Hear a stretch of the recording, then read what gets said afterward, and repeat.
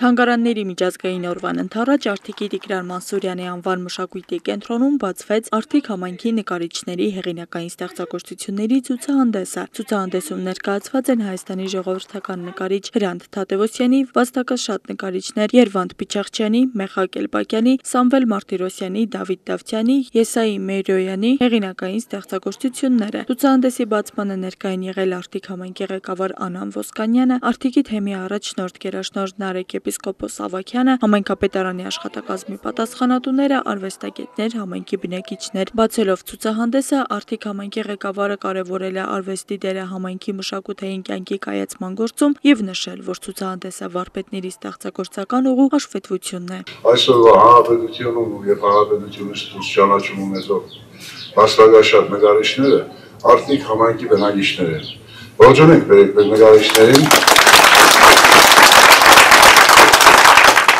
Շնորհակալ ենք, որ պատիվ ունենք այսօր նկարելու այսքան արվեստագետի, որոնք նաև ներկայացնում են Արթիկ համայնքի իրացմունքավայրը, հպարտ ենք նրանցով ու մեզ բոլորիս ցանկանում եմ լավ օր։ Ցուցահանդեսն ամբողջացրել է Արթիկ համայնքի նկարիչների ստեղծագործական կյանքի անցած ճանապարհը, արտացոլել նրանց գունային ընկալումները, որոնք ավելի քան համարձակ են եւ անկեղծ։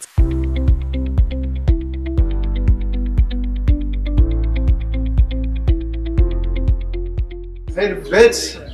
հեղինակները արարում են առ այսօր եւ դեռ արարելու են մեր հայոց աշխարհը,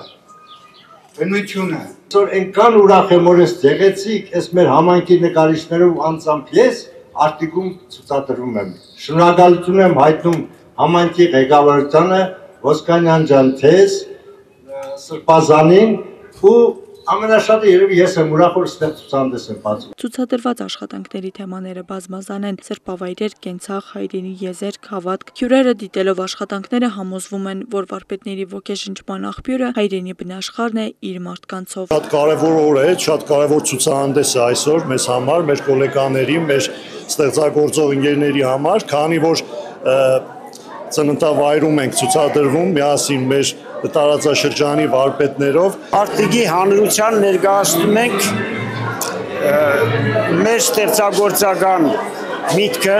աշխատանքներ կա այնտեղ, որ Արթիկին է նվիրված, հատուկ ներկայացրել եմ այսօրվա համար։ Արթիկ համայնքի նկարիչների հեղինակային ստեղծագործությունների ցուցահանդեսը եւս մեկ անգամ վկայում է, որ մարդը եւ բնությունը փոխադարձաբար կապված են իրար հետ եւ որ ավանդույթները մեր ազգի գոյության առանցքն են։ Նշենք, որ ցուցահանդեսը բաց կլինի 10 օր։ Աստղիկ Խաչատրյան, Խան Հովհաննիսյան, այսօր։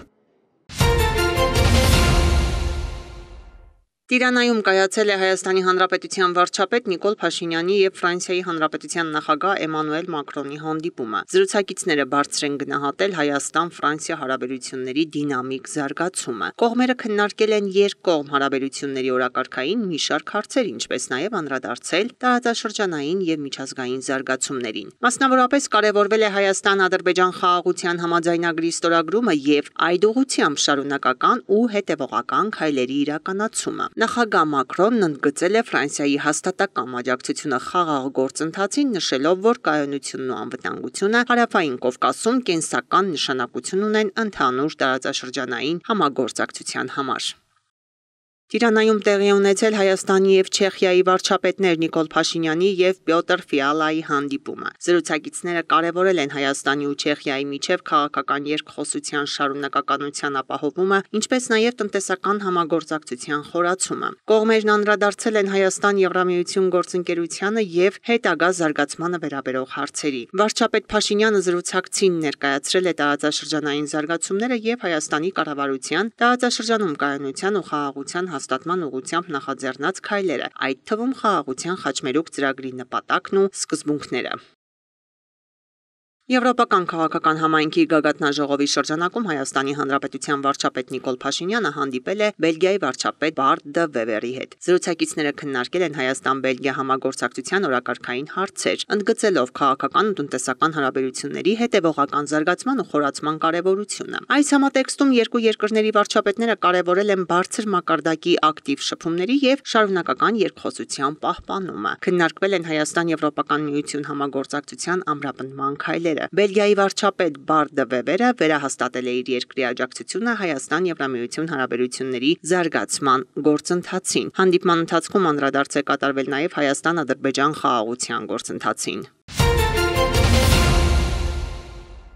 Կենսաբազմազանության միջազգային օրվան ընթരാճ վարչապետ Նիկոլ Փաշինյանը հանդես է եկել ուղերձով, որը հրապարակվել է Կենսաբազմազանության կոնվենցիայի քարտուղարության պաշտոնական կայքում։ Ուղերձում վարչապետը մասնավորապես նշել է. կարևոր է խորհրդածել կենսաբազմազանության եւ բնական միջավայրի առջեւ ծառացած հրատապ մարտահրավերների մասին, որոնք էկոհամակարգային ծառայությունների մատակարարներ են եւ կարևորագույն նշանակություն ունեն մարդկության գոյատևման համար։ Այս տարվա բնության հետ ներդաշնակություն եւ կայուն զարգացում կարգախոսը ընդգծում է կենսաբազմազանության կորստի կասեցման եւ շրջադարձման մեր համատեղ հանձնառությունը որպես կայուն զարգացման հիմնական նախապայման եւ վերականգնելու սերունդների միջև տնտեսական, սոցիալական եւ բնապահպանական կարիքների արդար հավասարակշռությունը։ Հայաստանը բարձր է գնահատում կենսաբանական բազմազանության մասին ՄԱԿ-ի կոնվենցիայի դրա արձանագրությունների եւ Կունմինգ Մոնրեալի կենսաբազմազանության գլոբալ շրջանակի կենսական դերը որպես կենսաբազմազանության պահպանման շրջակա միջավայրի կայուն օգտագործման եւ օգուտների արդարացի բաշխման մեր գլոբալ ջանքերի անկյունակարեր, բնիկ ժողովուրդների եւ տեղական համայնքների, երիտասարդության, կանանց, քաղաքացիական հասարակության եւ ակադեմիական աշխարհի լիարժեք, ակտիվ եւ իմաստալից ներգրավվածությամբ։ Որպես 2026 թվականին Երևանում կայանալիք կենսաբազմազանության COP17-ի հյուրընկալող եւ նախագահող երկիր, Հայաստանը հույս ունի նպաստել կոնվենցիաների, դրանց արձանագրությունների եւ գլոբալ շրջանակի նպատակների առաջ խաղացմանը։ Մենք պատրաստ ենք COP17-ի ընթացքում խթանել ներառական եւ արդյունքի վրա կենտրոնացած բազմակողմանի երկխոսությունը կառավարությունների ու ոչ կառավարական շահագրգիռ կողմերի միջև կենսաբազմազանության առջև ծառացած հրատապ մարտահրավերների եւ արդյունավետ գլոբալ գործողությունների վերաբերյալ։ Մենք վստահ ենք, որ միասին կարող ենք էական ներդրում ունենալ կենսաբազմազանության պաշտպանությանն ուղղված համաշխարհային ջանքերում մեր մոլորակի համար համատեղ պատասխանատվության ոգով, ասված է ուղերձում։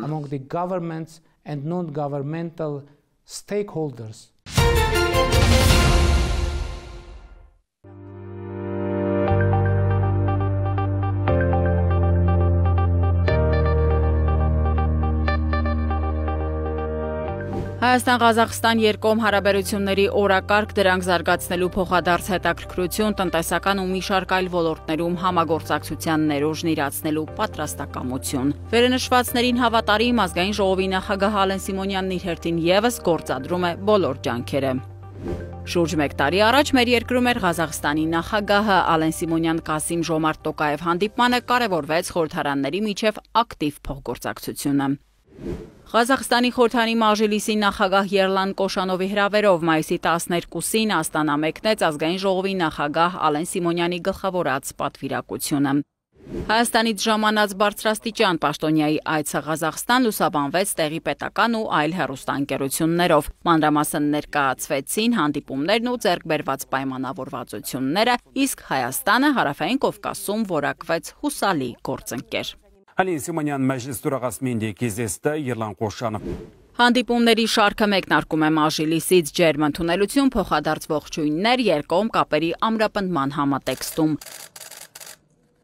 Մեր երկիրը բարձր է գնահատում Ղազախստանի հետ գործընկերային հարաբերությունները եւ պատրաստ է ջանքեր ներդնել դրանց հետագա խորացման ուղղությամբ, ընդգծեց ազգային ժողովի նախագահը։ Ալեն Սիմոնյանն առաջարկեց դիտարկել երկու խորհրդարանների միջև համագործակցության միջխորհրդարանական հանձնաժողովի ձևաչափը։ Խոսելով տարածաշրջանային զարգացումների, Հայաստանի եւ Ադրբեջանի միջև խաղաղության համաձայնագրի ստորագրման անհրաժեշտության մասին, ազգային ժողովի նախագահը շնորհակալություն հայտնեց ղազախական կողմին մեր երկրի կառավարության ներկայացրած խաղաղության խաչմերուկ նախագծին աջակցելու համար։ Ալեն Սիմոնյանը գործընկերոջ ուշադրությունը հրավիրեց նաև Ադրբեջանում գտնվող գերիների եւ ապօրինի պահվող անձանց խնդրին։ Նշենք, որ ազգային ժողովի նախագահը Երլան Կոշանովին պաշտոնական այցով հրավիրեց Հայաստան։ Հանդիպման ավարտին Ալեն Սիմոնյանը գործընկերոջ ուղեկցությամբ շրջեց Ղազախստանի խորհրդարանի շենքում։ Պաշտոնական այցի շրջանակում Ալեն Սիմոնյանի հաջորդ հանդիպումը Ղազախստանի նախագահ Կասիմ Ժոմարտ Տոկաևի հետ էր։ Երկկողմ հարաբերությունների օրակարգի հարցերի քննարկումից բացի կողմերն անդրադարձան նաև տարածաշրջանային զարգացումներին վերաբերող խնդիրներին։ Ազգային ժողովի նախագահը ողջունեց ղազախական կողմի հայտարարությունները Հայաստանի ու Ադրբեջանի միջև խաղաղության համաձայնագրի շուրջ բանակցությունների ավարտի վերաբերյալ, ինչպես նաև աջակցությունն ուղղված երկու երկրների միջև կառուցողական երկխոսությանը։ Ալեն Սիմոնյանը նաև ընդգծեց, որ Հայաստանը շահագրգիռ է առևտրատնտեսական ոլորտում երկկողմ համագործակցության ակտիվ ընդլայնմամբ։ Նախագահական նստավայրից Ղազախստանի խորհրդարանի սենատ Ալեն Սիմոնյանի գլխավորած պատվիրակությանն ընդունում է նախագահ Մաուլեն Աշիմբաևը։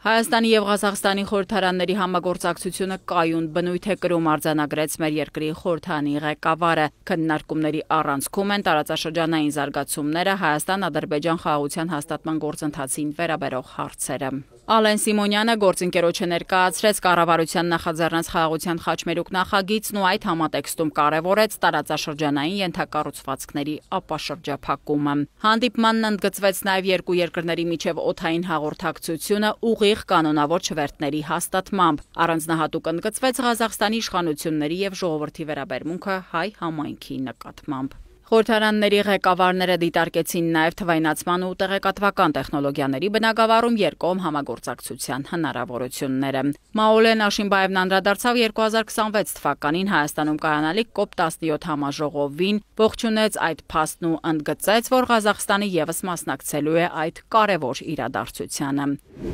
Պաշտոնական հանդիպումներից հետո Ալեն Սիմոնյանի գլխավորած պատվիրակությունը եղավ Ղազախստանի ազգային թանգարանում, ապա միջդավանական եւ միջկրոնական երկխոսության միջազգային կենտրոնում ու ծանոթացավ գործնեությանը։ Աստանա տեխնոլոգիական կենտրոնում էլ ազգային ժողովի նախագահին ներկայացվեցին այդ հարթակում մշակվող նորարարական լուծումները։ Մինչ Հայաստան վերադառնալը Ալեն Սիմոնյանն այցելեց քաղաքական բռնաճնշումների եւ տոտալիտարիզմի զոհերի Ալժիր հուշահամալիր, հարգանքի տուրք մատուցեց 1930-ից 50 թվականների բռնաճնշումների ժամանակահատվածում ճամբար աքսորված կանանց հիշատակին։ Նշենք, որ ըստ թանգարանի տվյալների բանտարկվածների թվում եղել են նաև շուրջ 80 հայ կանայք։ Ալեն Սիմոնյանը ծաղիկներ խոնարհեց նաև հայ կանանց հիշատակին նվիրված հուշակոթողին ու իր գրառումը թողեց թանգարանի պատվավոր հյուրերի հուշամատյանում։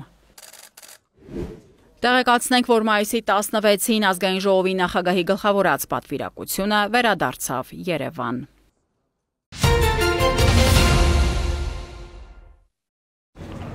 Բարև ձեզ։ 25 տարի Լիլիա Հարությունյանն իր աշակերտներին բարևել, նրանցից շուտ դասարան է մտել Մարտունու շրջանի Թաղավարտ գյուղում։ 2 տարի է սակայն թեպետ առաքելությունը նույնն է, բայց հարկադրաբար աշխատանքային ու բնակության հասցեն է փոխվել։ Բռնի տեղահանությունից հետո մի կարճ ընթացք, ընտանիքով Հրազդանում են ապրել, հետո Երևանում, վերին Պտղնի միջնակարգ դպրոցում գործ գտնելուց հետո արդեն հաստատվել են Հարևան Աբովյանում։ Շատ բարդ էր, սկզբում մտածում էի դպրոց մտնեմ, չմտնեմ, բայց շատ սիրելով երեխեքին եւ դպրոցում շատ ջերմ են ընդունել մեզ։ Եվ այդ առումով մենք սիրով աշխատում ենք այս դպրոցում։ Բարդ շրջանում հոգեբանական ծանր դրությունը հաղթահարելուց բացի պետք էր նաև ընտանիքի համար ֆինանսական հարցերը լուծել։ Ճիշտ ժամանակին էր Լեռնային Ղարաբաղից բռնի տեղանված ուսուցիչների աշխատանքի անցնելու պետական աջակցության ծրագիրը։ Գործը ընդունվեց արտոնյալ պայմաններով, առանց մրցույթի, գործուղման կարգի համաձայն ստացավ լրավճար։ Արդեն 1 տարի է նաև կամավոր ատեստավորումն անցած ուսուցիչ է։ Մտածեցի դիմեմ էլի ինչ կլինի, չանցնեմ, հիմա էլ հաջորդ տարի կդիմեմ, փաստորեն անցա։ Հենց առաջին տարում անցա 75%-ով բավականին բարձրացել է աշխատավարձս։ Այս օգոստոսին գործուղման ժամկետը լրանում է, որոշել է նորից անցնելու է ատեստավորում ցուցանիշն ու եկամուտը ավելացնելու համար։ Նաև մասնակցելու է մրցույթին, որ շարունակի աշխատանքը հենց Վերին Պտղնիում։ Մեր ուսուցչական անձնակազմը 20-ն է, որից 3-ը Արցախից տեղահանված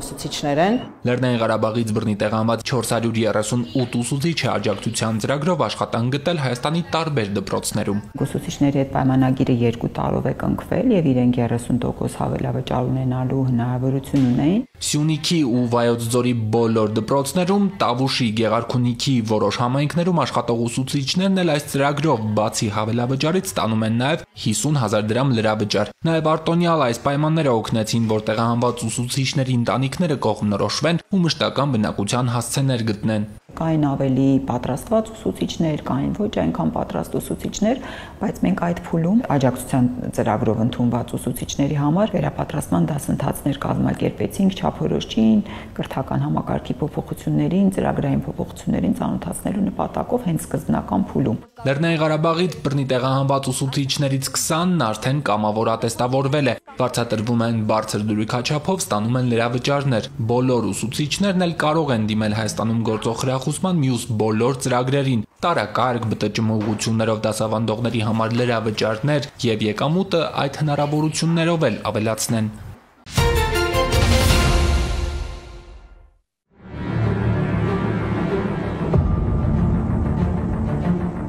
Ժամկետային ցանկացած զինվոր ու սերժանտ բարեխիղճ ու անվերապահ ծառայության համար հրամանատարի թույլտվությամբ կարող է ազատ արձակվել գնդի տեղակայման վայրից, եթե իհարկե չի ստացել հերթական արձակումից զրկում կարգապահական տույժը։ Սա ըստ հրամանատարության լավագույն միջոցն է զինծառայողին խրախուսելու, հնարավորություն ընձեռելու մի քանի ժամ անցկացնել ընտանիքի կամ ընկերների հետ։ Ծառայությունս 3 ամիսների ընթացքում ես արդեն հասցրել եմ ուսումնասիրել, տիրապետել այս տեխնիկային եւ դիպուկ կրակ վարել այս համալիրով։ Գևորգ Գևորգյանը հակատանկային մասնագետների պատրաստության դպրոցի կուրսանտներից է։ Ձմռանը բանակ զորակոչված երիտասարդը գերազանց ծառայության եւ օրինակելի կարգապահության համար մի քանի անգամ արդեն հասցրել է ազատ արձակման թույլտվությամբ տուն գնալ։ Անակնկալ հերթական խրախուսումը ստացավ մեր նկարահանման օրը։ Բարի ճանապարհ, շնորհակալություն ծառայության համար։ Ծառայում եմ Հայաստանի Հանրապետությանը։ Տուն գնալուց առաջ կուրսանտ Գևորգյանն անկեղծանում է բանակում ամենադժվար հաղթահարելին ընտանիքի հանդեպ կարոտն է։ Իսկ օրենքի ընձեռած այս հնարավորության շնորհիվ զինվորները հաղթահարում են դժվարությունն ու պատվով կատարում իրենց առաքելությունը։ Օգնում է հաղթահարել կարոտը ընտանիքի հանդեպ ու ավելի լուրջ տրամադրվել ծառայության մեջ, ավելի թեթև է լինում ծառայությունը։ Իսկ ինչ ես կարծում, ով է քեզ ավելի շատ կարոտել։ Իմ փոքր եղբայր ունեմ եւ միանշանակ մայրս։ Գևորգյայից անակնկալ է լինելու նաև ընտանիքի համար։ Հայրը, մայրը, պապն ու եղբայրները նրան ընձեռված խրախուսանքի մասին չգիտեն։ Նրանք Գևորգին չեն սպասում։ Եվս մի քանի րոպե եւ ահա, զինվորն այն փողոցում է, որտեղ աշխատում է մայրը։ Իսկ քիչ հեռու հայրական տունն է։ Ու քանի դեռ մտածում էինք, թե ինչպես կազմակերպել նրանց հանդիպումը, Գևորգի մայրը հեռվից հեռու նկատեց որդուն։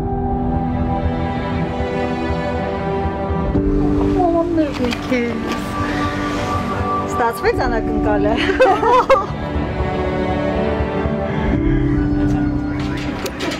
Ես սուրպրիզա կենա իմ տղեն, հլա։ Այս երազը։ Շատ անսպասելի էր իրականում, այն որ ընկերուհիս չլիներ, դուրս էլ չէին գալու, բայց որ մոտեցավ, հասկացա, որ հաստատ Գևն է։ Ինչ ասեմ, շատ հուզված եմ, շատ հաճելի էր ամեն դեպքում, որ երեխուդ տեսնում ես, չես սպասում, բայց ինչ-որ ձև ինքը հայտնում ատամ։ Գևորգի մայրի երջանկության արդյունքները զսպել չի կարողանում։ Միաժամանակ վստահեցնում է, 3 որդիների լույս աշխարհ գալից էլ գիտակցել է, որ նրանց առաքելությունը նախ հայրենիքի սահմանները պաշտպանելն է, իսկ կարոտը կհաղթահարեն թեկուզ նման կարճ հանդիպումների շնորհիվ։ Հաշվի առնելով, որ բանակային կյանքը ընդգրկվող տղան դեռևս դպրոց ավարտած պատանի է, ունի սկզբունքներ, պատկերացումներ եւ որոշակիորեն մտային դաշտում այլ են ընկալումները բանակային ծառայության վերաբերյալ, հետեւաբար խրախուսել է, որ լինեն արձակուրդներ զինվորի համար, հոգեբանական տոկունության առումով կարևորագույն գործոն կհանդիսանան վերադարձ նորից բանակ ռազմական ծառայություն շարունակելու առումով։ Բացի ազատ արձակման հնարավորությունից զինվորներն ունեն նաև արձակուրդի իրավունք։ Ըստ գործող կարգի 5 ամիս ծառայելուց հետո շարքային կազմի պարտադիր զինվորական ծառայություն անցնող տղաները կարող են տուն գնալ 10 օրյա, իսկ կրտսեր ենթասպայական կազմի զինծառայողները 15 օրյա ժամկետով, մինչև 2 օր էլ հատկացվում է զորամասից արձակուրդի անցկացման վայր մեկնելու եւ վերադառնալու համար։ Ընտանիքների համար եւս կարևոր նշանակություն ունեցող փաստ է այն առումով, որ ընտանիքը հոգեբանական ընճնշումից, անհանգստությունից եւ քիչ տեղեկացվածությունից դուրս է գալիս ու անմիջական շփման դաշտ է մտնում զինվորի հետ, որն օգնում է նաեւ ընտանիքին հոգեբանական հուզական լարվածությունը մեղմել։ Զինծառայողների եւ նրանց ընտանիքների բարոյահոգեբանական վիճակը բարձրացնելու նպատակով Պաշտպանության նախարարությունը մշակել է օրենքի նախագիծ, ըստ որի նախատեսվում է ավելացնել պարտադիր զինվորական ծառայության մեջ գտնվող շարքային եւ կրտսերի ընթացողական կազմերի զինծառայողներին տրվող հիմնական արձակուրդի ժամկետները։ Զինծառայողները լրացուցիչ երկօրյա արձակուրդ կստանան նաեւ զինվորական երթում ընդունելուց անմիջապես հետո։ Օրենքի փոփոխությամբ նախատեսվում է շարքային կազմի համար 21 օր տևողությամբ հիմնական արձակուրդ, իսկ Պաշտպանության նախարարի հրամանով սահմանված օրամասերում 30 օր տևողությամբ է նախատեսվում տրամադրել հիմնական արձակուրդը։ Արձակուրդների տրման ժամանակացույցը կազմելիս պատասխանատուները հաշվի են առնելու զորամասի մարտական պատրաստվածության ապահովման շահերն ու զինծառայողի բարեխիղճ ծառայությունը։ Հիմնական արձակուրդի առաջին մասը տրվելու է ծառայության 5 օրացույցային ամիսը լրանալուց հետո։ Հիմնական արձակուրդի օրերը ծառայության ընթացքում բաժանվելու են 3 հավասար մասերի, հանելով արձակուրդի վայր մեկնելու եւ այնտեղից վերադառնալու համար նախատեսված 2 օրացույցային օրերը։ Օրենքի նախագիծը դրվել էր հանրային քննարկման եւ քվեարկության հավանության արժանացել։ Առաջիկայում այն կքննարկվի նաեւ ազգային ժողովում։ Գերատեսչությունը վստահ է, եթե նախագիծն օրենքի ուժ ստանա, ավելի կարժևորվի զինվորական երթման արարողությունը, իսկ զինծառայությունը ավելի գրավիչ կդառնա։ Սա էլ իր հերթին կնպաստի բանակում կարգապահության ամրապնդմանը։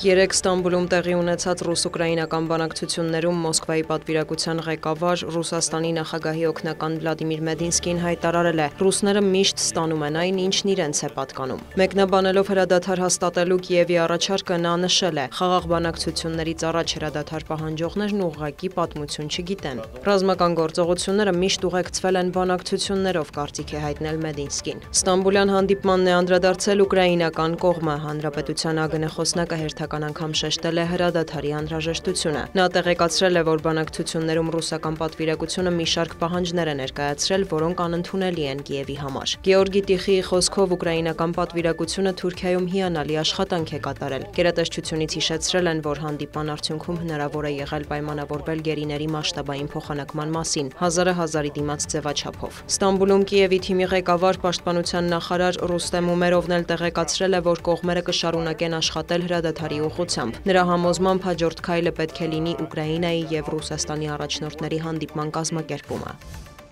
Դոնալդ Թրամփը հայտարարել է, որ ինքն ու Վլադիմիր Պուտինը պետք է հանդիպեն։ Հոգնել եմ մնացածների հանդիպումներից։ Կարծում եմ կլուծենք ռուս-ուկրաինական հակամարտության հետ կապված խնդիրները։ Եթե չլուծենք, շատ հետաքրքիր կլինի, հավելել է ԱՄՆ նախագահը։ Նա կրկնել է, որ շատ լավ հարաբերություններ ունի Ռուսաստանի նախագահի հետ։ Միևնույն ժամանակ Թրամփը նշել է, որ անհրաժեշտության դեպքում իրենից լավ ոչ ոք ճնշում չի գործադրում։ ԱՄՆ նախագահը նաև հայտարարել է, որ ուկրաինական կողմը բավականաչափ հաղթաթղթեր չունի բանակցություններում։ Թրամփն անդրադարձել է Գազայի հատվածում իրավիճակին, տեղեկացրել, որ աշխատանքներ են տարվում Համասի մոտ պահվող գերիներին վերադարձնելու ուղղությամբ։ ԱՄՆ նախագահը կարծիք է հայտնել, որ առաջիկա շաբաթներին լավ նորություններ կլինեն։ Պետք է օգնենք նաև պաղեստինցիներին։ Գազայում շատ մարդիկ սովամահ են լինում, այնպես որ երկու կողմին էլ պետք է աջակցենք, ընդգծել է Սպիտակ տան ղեկավարը։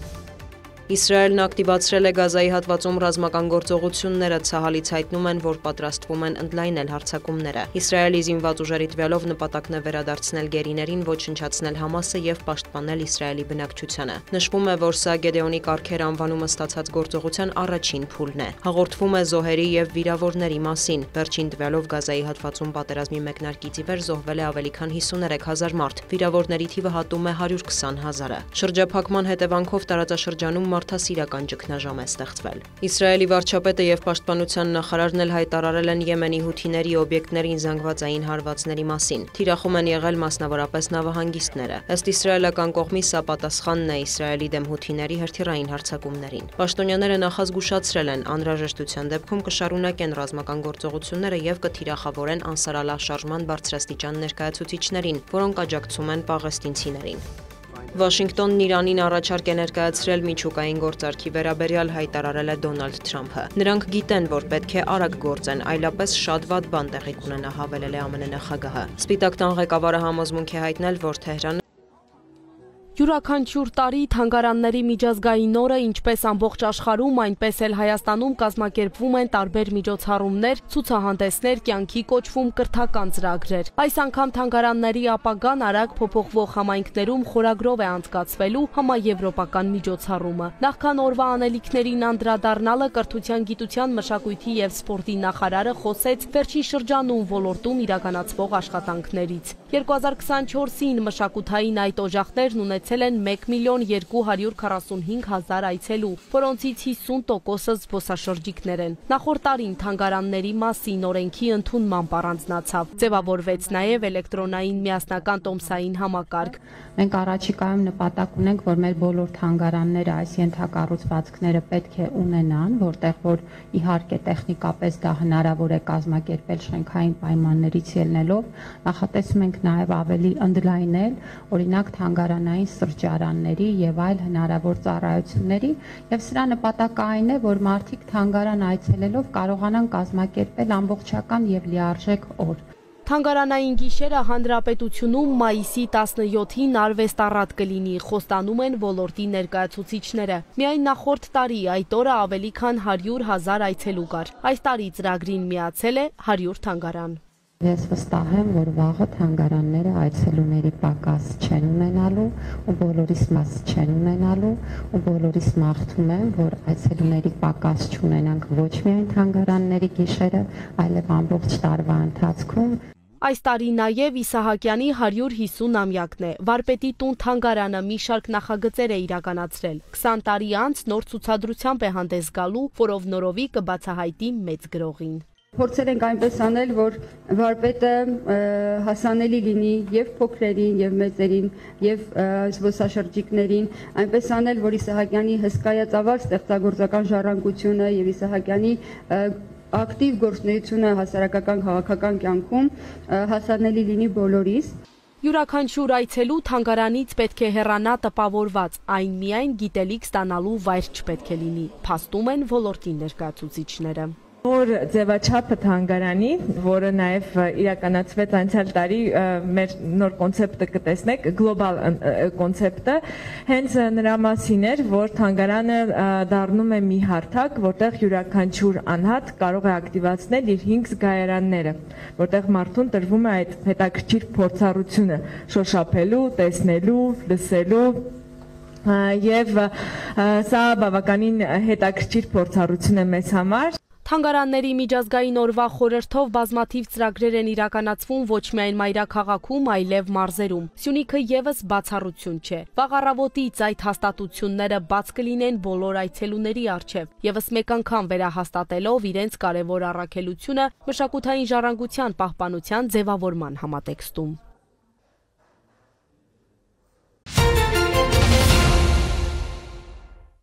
Քրեական ոստիկանության Շիրակի մարզային վարչության ծառայողները օպերատիվ հետախուզական միջոցառումների արդյունքում տեղեկություն էին ստացել, որ Գյումրու բնակիչ 68-ամյա տղամարդը զբաղվում է ապօրինի թմրաշրջանառությամբ։ Տեղեկությունն իրացվեց մայիսի 8-ին։ Ժամը 11:35-ին տղամարդը հրավիրվեց վարչություն, որտեղ ընդունեց, որ իրավապահների տեղեկությունը ճիշտ է։ Կազմված փաստաթղթերը ներկայացվեցին Շիրակի մարզային քննչական վարչություն, որտեղ նախաձեռնվեց քրեական վարույթ։ Շիրակի քրեական ոստիկաններն ու քննչական կոմիտեի ծառայողները տղամարդու բնակության վայրում կատարել են զննություն, իսկ մայիսի 10-ին նաև խուզարկություն։ Արդյունքում հայտնաբերվել են մարիխուանայի նմանվող զանգվածներ 300 գրամից ավելի, մեծ քանակի կանեփի սերմ, կանեփի ցողուններ, օգտագործված կաթուտիչներ եւ 2 կշեռք։ Քրեական օրենսգրքի 393-րդ եւ 396-րդ հոդվածների հատկանիշներով նախաձեռնված քրեական վարույթի նախաքննությունը շարունակվում է, հանգամանքները պարզվում են։